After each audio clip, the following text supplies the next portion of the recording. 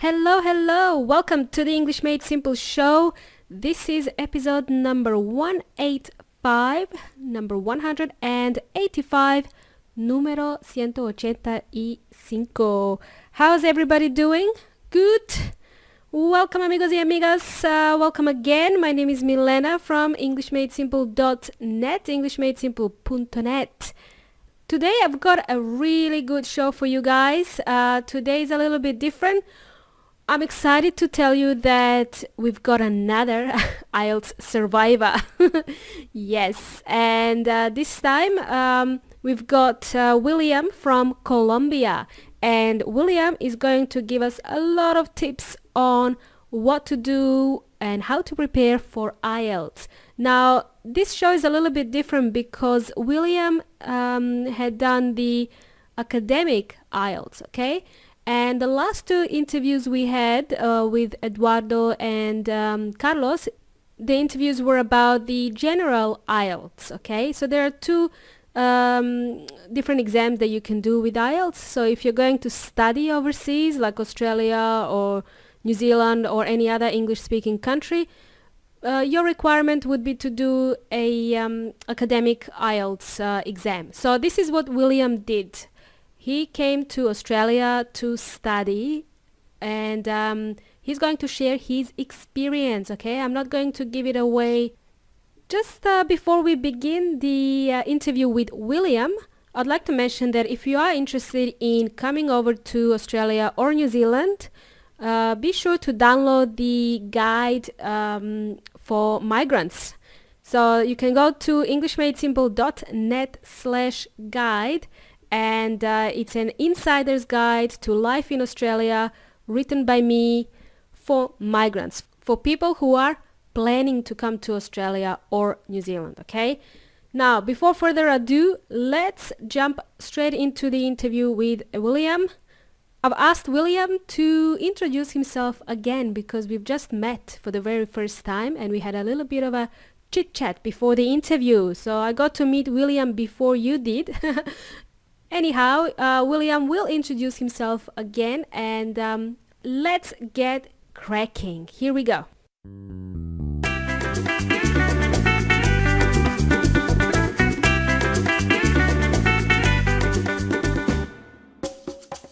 I'm William Marcilla. I'm a Colombian citizen who is holding at the moment a student visa here in Australia. I'm proudly one of the overseas students here who are taking part of the educational system in Australia, which is really proud. That makes me really proud, to be honest. Yeah. Yeah, that's really interesting. I've been here for almost 2.5 years, 2 wonderful years that I spent in my entire life because I've done lots of things. I travel a lot. I've met my wife here. Yes. She's an excellent Colombian person. And at the moment, I'm on holiday from my student visa, just relaxing here at home. But I have to work as many of other overseas students because I have to maintain a very dedicated lifestyle, which remains very stressing work days, rosters that you have to follow. But it's really good, to be honest. What did you study? What did you said you came there as a student. What do you study? The first visa I applied from Colombia, it was an general English studies. Okay. I've done it in an institute that is called Fusion English. Oh, yes, I heard that one. Yeah, they might change. They might have changed the name to LAB, L-A-B. I don't know. It's language across frontiers, across borders. I can't remember the name exactly. But it was in that school, and it was just for 6 months. But after that, I decided on renew or try to get another extension of my student visa, and I finished my English studies. I've done another couple of months of general English, and I've done maybe 3 or 4 different I don't know, English text preparations. Because I've done IELTS by myself, I did some of the TOEFL studies, but at the end I just completed with PTE preparation. PTE is the other one. So Exactly. I'm curious about IELTS at the moment because that's the reason I wanted to have a chat to you today. Um, Okay. and then I might actually touch on the PTE because it's quite new and I'm not really familiar with it. So let's start with Mhm. IELTS then. You said that you needed to do IELTS. Did you do IELTS in Colombia before you came? Or did No, you no, no. start later? I took the IELTS exam here in Australia. It was exactly 1 year ago. Okay.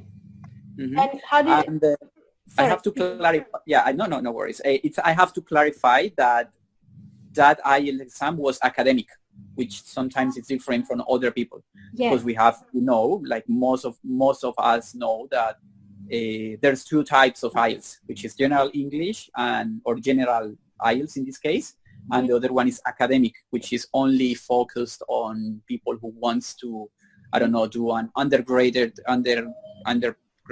studies here in a university or do some research courses, Mm-hmm. postgraduate, like master's Yeah. degree or that kind of stuff. I Yeah. took the academic IELTS because I wanted to apply for a scholarship, an Australian program, which Mm-hmm. is the Endeavour Scholarship Program. I think that's the Okay. name. Endeavor. Okay. I haven't heard of it. I'll check it out. Endeavor Scholarship.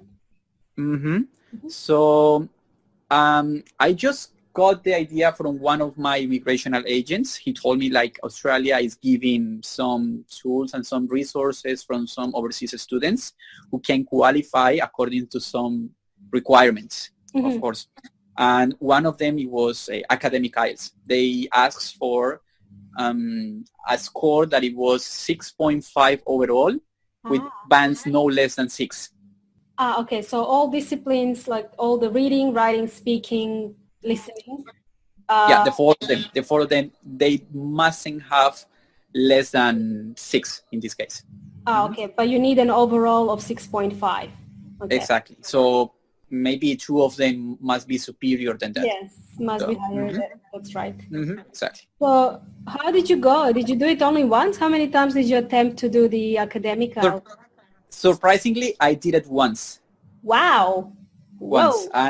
and I Awesome. got, Congratulations. yeah, and I got an overall of 7.5. Mm-hmm. That's amazing. Yeah. Yeah, I got in listening and writing skill. No, listening and reading skills. I got 8.5. Mm-hmm. Speaking was 7, and unfortunately, writing was 6. Oh, I expected to get higher in that skill, to be yeah. honest. But I have to admit that Yes. some levels in different countries they must be higher, and I Mm-hmm. expected that here in Australia, as it is an English speaking country, they are going to get high standards. So you Yeah. have to follow the rules and also the procedures that they require. Mm. So it's really interesting. But to be honest, that's a good score for just being the first time that I take it. It's amazing. It's Hmm. really a great score. I mean, you've completed it. You actually matched all of your requirements, basically. You didn't have Exactly. anything else because I've met students who do like, oh, they get like in this case, in your case, could be like 5.5 in speaking, and you need a 6. Hmm. So for that half a point, you have to go back and do it again. Yeah, Like you exactly. have to do It's the whole exam again. It's not just speaking part. If that's your weakness. Yeah, to be, I have to recognize here that I've listened to other transcripts and also podcasts that you have done with other IELTS survivors, and there's some things that I agree with them Mm-hmm. because obviously it's frustrating that you have to invest a sum of money into taking this exam, and you prepare so much for that, and after you receive the score it will be really depressing for you because Yes. you didn't get the score that you wanted. Mm-hmm. But I mean, I think that's life after all. I Yeah, mean, I mean, sometimes you don't get the things that you want, but mhm. the main thing is you have to persist. You Yes, have to keep going, and you know that you already get the experience by failing. So that's the interesting on failure. In yes, this case, if you try it again, you know that you are going to be prepared for that. Because the first thing that I have to share is the environment is really critical. Mm-hmm. The environment plays a major role on that. Some people prepare a lot for several weeks, several months, and Wow. after they arrive there, they just, I don't know, it's like their mind gets erased by an instant. It's instantaneous, so it's really tricky. So how did you prepare for this IELTS? Can you tell us Okay, something about that? I remember that I studied for that exam for almost, I think it was around 6 and 7 months, because it was one of the requirements of my visa. I got some unfortunate circumstances with the school I was enrolled, Mm-hmm. because obviously they have some assigned teachers to those courses, but they have to change it due to flexibility of the number of students who were enrolled to that. So there was a time that my classmates, they weren't more than 5 people. So in that case, they have to cancel the course and we have to get moved to another level. Yeah. And that was the point that it was really interesting, because I couldn't finish properly my general English course and I was forced to move to IELTS score, to IELTS class in this case. And I don't want to say that it's a negative movement, because I have to admit that it was really positive. Some people say that when you have to move higher or further to a level that is quite complicated, it's quite complex to you, sometimes it's better, because you have to face the challenge that you are underestimate. So you have to get to the level of the same people. And in this case, you are forced and you have to advance. You have to advance like quickly in this case. The challenge. Yeah, exactly. I've been there from it was like almost 6 to 7 months. In this case, I learned how you can apply some techniques, obviously. But most of the times I have to practice writing essays in this case. Writing was really essential, because most people had difficulties with that. Yeah. I see. So it depends. Some people say that preparation here in Australia sometimes is expensive. Education is expensive to maintain. The routines, maybe because they are not used to study in the same frequency, or they don't like to study, to be honest. They are not prone to do that. Yes. But it depends. It depends on our steps. Yeah, it's a really personal opinion. Yeah, and it's relative too. I mean, it could be expensive for some people, but for some it's not expensive. So how do you define what's expensive? So so you, just so I understand, so you started with so you studied at Fusion English, and it didn't go ahead for some reason, and they moved you to another class. So general English class didn't move ahead, so they moved you to another class which is one level up. And this class was all about IELTS in this class? Is that what you say? In this case, the first visa I applied was in Fusion, but the second visa, because I did an extension, it was almost 1.5 years or more than 1.5. I did it in another institute. It was Explore English. Another institute. Okay, Explore Yeah, English. exactly. So you had to apply for a visa for that as well, huh? So exactly, because I've been yeah, exactly. The first one was for 6-7 months in Fusion, and the second one was in Explore English for more than 1.5 years. In this case, roughly more. Okay. So what did you do in Explore Institute? Did you study in Explore, I just finished the small, I did just a couple of months of general English to complete the whole section. And after that, I did the preparation for both exams, the IELTS and the PTE. So I got knowledge, I'm very knowledgeable on both sections. But I've done a lot of preparation of IELTS, so I know both phases in this case. Okay. Would you recommend now IELTS or PTE to somebody who's never done an English exam for a visa? First, it depends on how skillful you are. Okay. Because they are really, really different. Even though the IELTS Institute Cambridge Cambridge has already transformed the IELTS exam into a computer-based exam because they have acquired that like recently. I think it was 2 months ago. Yeah. They are really different. They are really different because PTE makes you answer the questions quickly. They give you maximum 1 minute to give you the answer. So it's really instantaneous. Yeah. So you have to like practice a very fluent English, and it's really quick. Yeah. In this case, in IELTS, you have to pay attention to details because they are going to get you through a whole process. Yeah. And sometimes some people, like the IELTS survivors on previous podcasts, they say that it's more than techniques than just English. And I agree with that, but partially. Okay. Because obviously you have to get a small like skills of English, because you have to get idea of the grammar. You have to get a small range of vocabulary, and also you have to know about pronunciation and how to get used to different collocations and idioms. Because sometimes like people say that they are speaking in English, but they are not getting or not being understood, and that's the main problem. That's the main problem, yeah. And especially as you mentioned, you touched on, you have to know pronunciation, but you also need to know the everyday conversational English, like phrasal verbs. Maybe you might need to use those, some expressions that native speakers use on a daily basis, and some idioms, as you mentioned, or collocations as well. The other thing that they are similar between them is obviously they handle or they manages academic formal language in this case. So they are really formal. So sometimes you are not expected to cover some of these popular idioms. So you instead of say like they might, in this case, they prefer to say like good morning, how like in a really polite way in this case, because you have to be safe.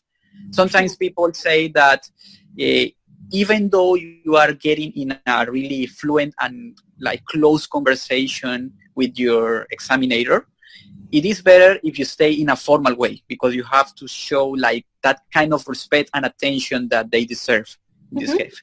That's a really good point, yeah.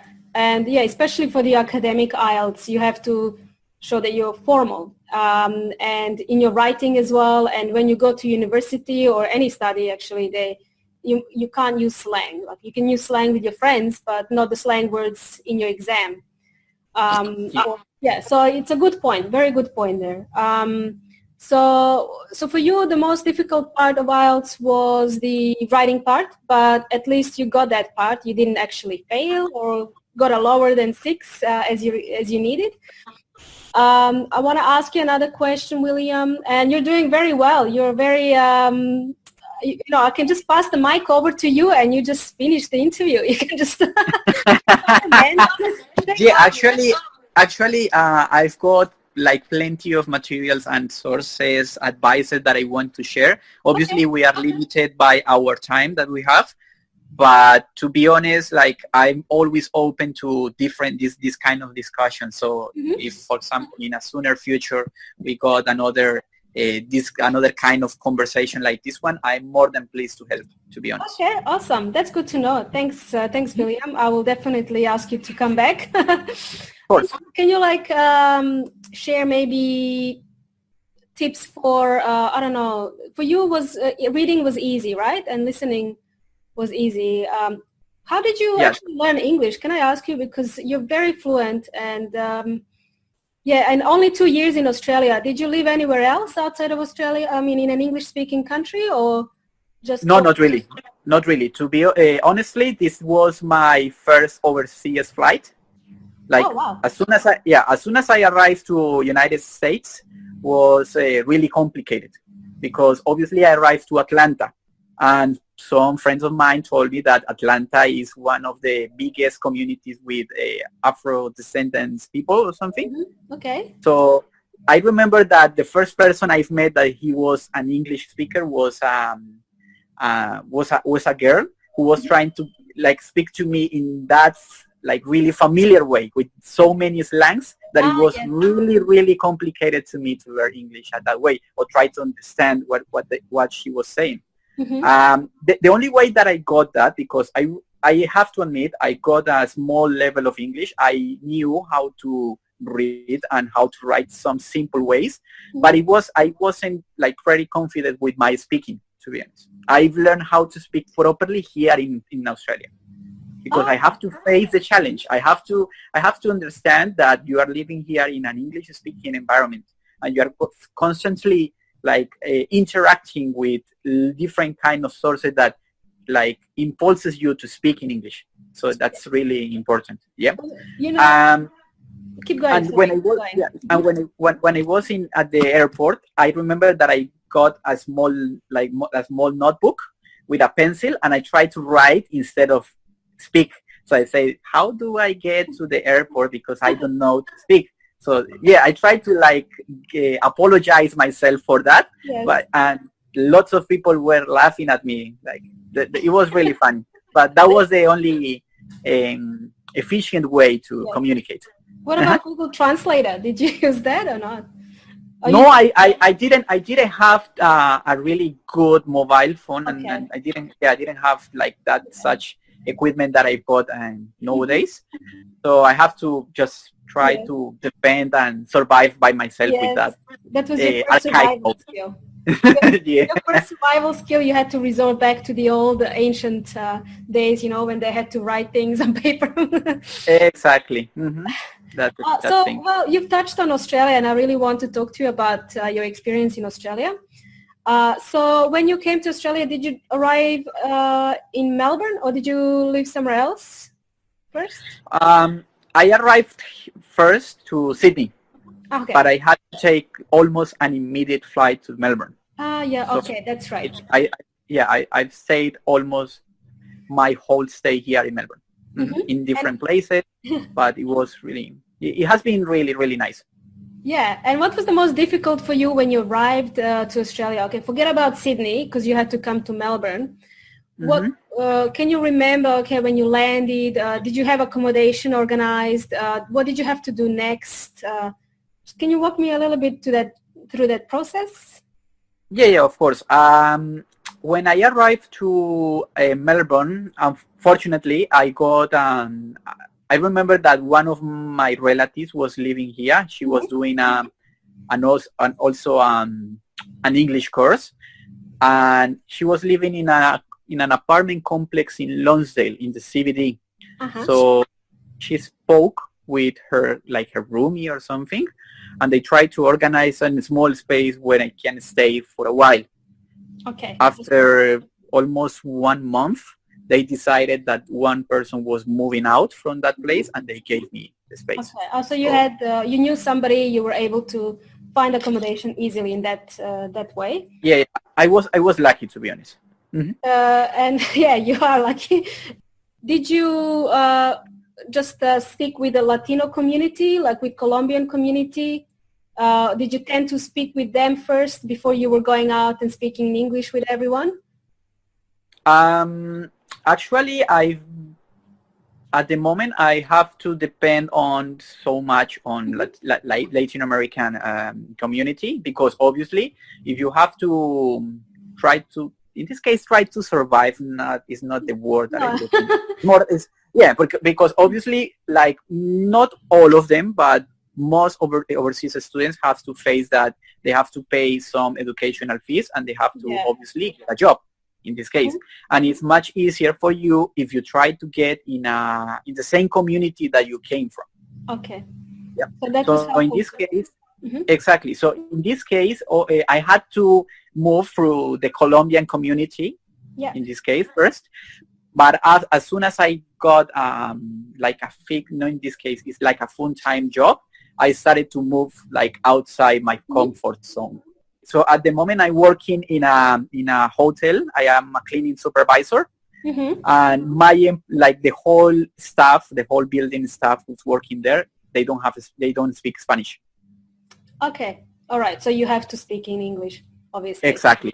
Okay, you're forced again. You like these situations where you're forced and challenged to advance. That's exactly. Really and also other thing that I forget to say about this, for example, about IELTS, that I could connect with these Australian lifestyle is obviously every person has a different way to learn English in this case. Some people prefer the old traditional way, the old school way, that you have to take books and notebooks and try to make notes, practice, doing again, like three tries, fourfold, anyway, as much as you are, like, you will be pleased or happy in this case. Yeah. But I have to recommend everyone, like our listeners in this case, that you have to get a suitable way for you that you can enjoy. For example, I remember that some people say that it's better for you to practice listening if you listen to music, obviously. But some people say try to get TED, where they have podcasts with transcripts that you can compare and share if you are getting the right vocabulary or if you are understanding the idea. Some people say no, it's not enough, so you go to, like, you buy the Netflix account and you start watching movies and try to get the idea. So that's a good way.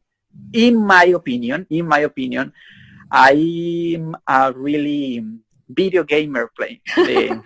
I'm a fan of video games, to be honest. Fair enough. I have my own PS4 here, and one of the ways that I try to practice every day is just trying to connect with some people through multiplayer online games, which is really good.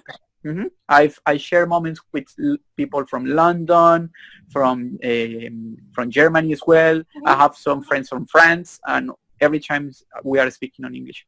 Okay, so through video games, that's interesting. I did not think of that. Maybe because I don't play video games.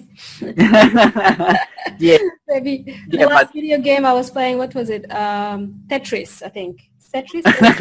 Boxes coming. Yeah. The blocks falling down and trying to organize. Yeah. That was fun for me. Okay, well, that's cool. So back to Australia. Just to finish up, because I don't want to take too much of your time. What do you think about Australia? What do you think about Australia? Do you like it? Would you recommend it to your friends? There's some positive and negative points about Australia. I think more positive than negative. When I was in Colombia, I couldn't decide which country was the best, like in order to, like in terms of English levels, because obviously there are different ranges of accents in English, and they are quite similar, but obviously they have slightly differences.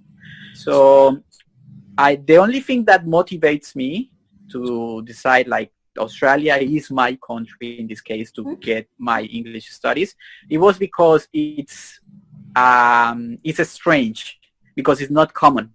Yeah. So people from Colombia, they say, if you are going to learn English, you have to move to United States, or you have to move to United Kingdom, or you have to go to Malta, for example. I have some friends in Malta. They are living there. For some reason, they are learning English. But anyway, I don't know if they speak English in there, but... Whereabouts? Sorry, whereabouts? In Germany? No, in Malta. It's a small country. It's a small... Sorry. Yeah. Got it. Malta, but they speak Arab there in... Yeah, I don't know, but they told me that they are learning English there. It's really awkward, but anyway. Maybe some schools, they have schools in English. Yeah. So I decided because it wasn't common. Obviously, there are lots. So like there's a big community here of Colombian people. To be honest, it's like the second one behind of Brazil, I think. Yes. And obviously, I decided because it's far. So it's a real challenge, because you have to invest in this case. You are going to be far away from home. You are not that likely to visit your family, your relatives. You have to work a lot, but it's a really worth opportunity that you have to face and you have to live. The negative ones is obviously it's quite expensive, but if you are lucky and you are persistent and you try the things that you are planned to do here, you can achieve them. Yes, it's possible to achieve those. Yeah. So the most important advice is don't get depressed for anything in this case, because obviously everyone is different. Everyone has their own qualities. if some people fail 1, 2, 3 times doing that, you have to persist because it's your own challenge. It's your own aim. Yeah. It's your goal. It's your goal. If you are interested in something, you have to try it as much as you can. Okay, and also diversify your options. That's the reason why I say, for example, in my opinion, if I'm not able to get my perfect IELTS score that I wanted, I have to try it through other ways, alternative ways. So in that case was the PTE. But obviously, if I can apply for both exams, I do it. That's a real option for me. I'll take it. Yeah, you would try IELTS, TOEFL, PT, anything possible, really. Exactly. That's true. And all the money that you invested in coming to Australia, you basically paid yourself back, didn't you, by working in Australia? Yep. You got the return on investment. So some of the disadvantages, some people might think, oh yeah, it's expensive to travel to Australia, or it's expensive to get a visa. But once you're in Australia, you start working and you start earning different money. You don't earn $5 an hour where you were before. You earn $20 an hour. So you get your money back, basically. Yeah, exactly. The main thing is obviously we are concerned because sometimes you have to get debts because of that, or maybe financial support that maybe you are not getting used to. So it's really, you have to question yourself a lot in this case, because it's obviously an investment that you have to decide with some time. You have to decide, or not also you, but your family as well. Yes, it will affect them. But it's most like a personal challenge, because obviously if you are from a really different environment or culture in this case, you have to adjust and try to interact quickly, because obviously the environment is not going to wait for you. Yes, exactly. Yeah. So you have to try to move and try to persist and trying to improve as much as you can, or as quicker as you can in this case. But obviously, I have to admit, it's not impossible. It's not impossible. I am a real example, a live example of that. Yes. So, yeah, I've got a really good job. Unfortunately, I have to leave it in almost 1 month because I'm moving away to Tasmania. Oh, wow. I'm moving to Tassie. So, how long are you going to stay in Tasmania? I think for almost 2 years more, because I will be doing a diploma of leadership of management. I'm planning on, like, my experience has been so nice here that I'm considering with my wife, with my partner, to try to get further options of residency. Yes. No, so I have to do another important movements in my immigration. Yes. So yeah, no, but good. Obviously yeah, exactly. So at the moment, as I told you, as I mentioned, I just done the IELTS. I just taken the IELTS exam because of the scholarship. But I have to do it. I must do it. Maybe this year at the end, or at the beginning of next year, to try to prove myself again in order to get the score that I needed for the permanent resident process as well. The permanent residence is your next challenge. Exactly. Good. Well, thanks, William. Is there anything else you'd like to share with us? Do you want to say hello to anybody out there who's listening? Okay, yeah, of course. I would like to thank you in this case for the opportunity to get this interview, and also I take the chance to invite you for like as many opportunities that we have in the future, because I got like really, really good materials and tips that I want to share with you. Also, I want to I have to not apologize in this case. It's more like say thank you to everyone who was able to come here to my birthday, which was last week. Okay. It was Happy really, birthday. it was, thank you so much. It was really special. Obviously to all those Latin American and also Australian community who are living here as citizens, permanent residents, overseas students, like we are almost in a brotherhood. Yes. Like a multicultural country. So it's really interesting that I have the chance and the opportunity to live here. I want to thank you also to the Australian department, Australian government, because they gave me the opportunity. Yes. And also, no, I have plenty of things that I want to share with you, with my family as well, as soon as Yes. I arrive to Colombia for holiday. But it will be for next time, of course. Next time. That's cool. No worries. Thank you so much, William. And No, no wish worries. you all the best in Tasmania. Wish everything goes well with visa as well. So yeah, we'll Yeah, keep in touch. exactly. Yeah, exactly. Well, actually, we just applied for the visa a few weeks ago. So we are just waiting for the response, for the answer of the Australian department. Awesome. And all the best for this Yeah. news project. Really good that, Fingers and toes crossed for you. Fingers and yeah, toes exactly. crossed. Yeah, and I have to thank you for this amazing project that you are doing. It's really good. It helps a lot of people, and I'll try to expand your horizons as well. So I'll share with everyone that I've met here this information as well. Thank you so much for the opportunity, and I'm looking forward for the next chance that we have to chat again.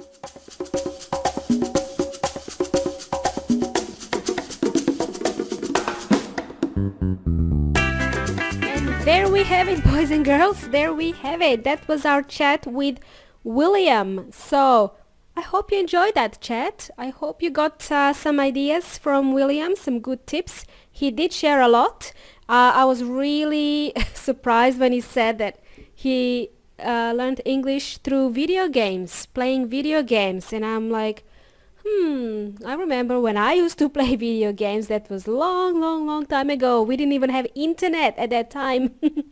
Anyway, so it is a really good tip. Now you can actually play video games and talk to people at the same time around the world. And this is how William learned English. It's a really good tip. And I love it how he said that he always looks forward to challenges. He just loves a challenge, William. He does. Another thing that William mentioned is that, he shared his journey. He shared his journey, how he moved from Colombia, and he had to go through the US, and then, it's a long trip to get to Australia. It's far away, and it's something that his peers in Colombia don't think about. It's not a place to go and study English. They usually think about going to United States to learn English. But William wanted a challenge. He really wanted a challenge, and he decided, no, he's going to go to Australia and travel, I don't know how many hours traveling by plane to come and study English. So if you are thinking of moving to Australia, think about that story from William. Think about that story, because it is possible, okay? And this is exactly what William said. I'm going to repeat what he said. If this story resonates with you, please know that it is not impossible to move to another country and learn English. It is not impossible. These were the words spoken by William, okay? Great. I really enjoyed that chat with William. I hope you guys did. And that kind of sums up the whole month of IELTS, okay? William was the last survivor of IELTS. All right. I hope you enjoyed that, and I'll catch you next time. You've been jamming with Milena and William. You've been an amazing audience, as usual. Until next time. Hasta la próxima.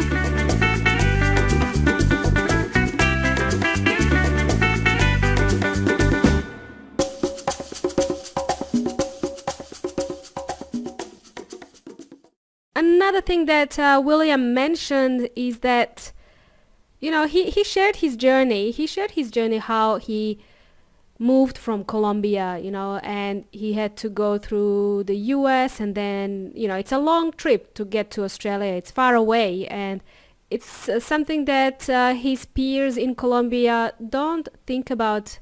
It's not a place to go and study English. They usually think about going to United States to learn English. But William wanted a challenge. He really wanted the challenge, and he decided, no, he's going to go to Australia and travel, I don't know how many hours traveling by plane to come and study English. So if you are thinking of moving to Australia, think about that story from William. Think about that story because it is possible, okay? And this is exactly what William said. I'm going to repeat what he said. If this story resonates with you, please know that it is not impossible to move to another country and learn English. It is not impossible. These were the words spoken by William, okay? Great. I really enjoyed that chat with William. I hope you guys did. And that kind of sums up the whole month of IELTS, okay? William was the last survivor of IELTS. All right. I hope you enjoyed that, and I'll catch you next time. You've been jamming with Milena and William. You've been an amazing audience as usual. Until next time. Hasta la próxima.